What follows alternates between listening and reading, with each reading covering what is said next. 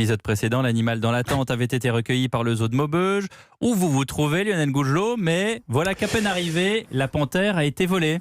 Oui, effectivement, c'est lors de la première tournée d'inspection du matin que le responsable de la fauverie du zoo municipal de Maubeuge a donc découvert que l'enclos et le box dans lequel la jeune panthère était abritée avaient été forcés dans le courant de la nuit. Au total, 6 cadenas découpés à la tenaille dans ce qui ressemble à une opération bien organisée par des voleurs bien renseignés et suffisamment équipés aussi pour s'embarrer d'un fauve d'une trentaine de kilos.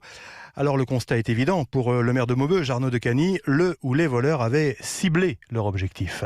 Il fallait savoir qui c'était vraiment dans cet enclos-là qu'elle était située, parce qu'elle était aussi quand même en quarantaine administrative et sanitaire, donc aucun visiteur n'a pu la voir, mais de tout état de cause, c'était l'animal qui était ciblé, qu'on voulait récupérer. Donc c'est évidemment des éléments extrêmement troublants, et je pense que tous les salariés du parc et tous ceux qui sont attachés aux zoo de Maubeuge sont extrêmement choqués de ce qui vient de se passer. Alors consternation, vous l'entendez, mais aussi inquiétude, puisque les soigneurs du zoo avaient constaté ces derniers jours que la jeune panthère était en fait dans un état de santé particulièrement fragile et elle devait être d'ailleurs transférée dans un centre spécialisé. Les enquêteurs pourront peut-être exploiter la vidéosurveillance pour identifier les voleurs, peut-être un réseau clandestin de vente d'animaux sauvages. Quant au propriétaire, je vous rappelle que cet habitant d'Armentières, lui, il est toujours introuvable. Oui, c'est peut-être lui qui est venu récupérer sa panthère. Allez savoir.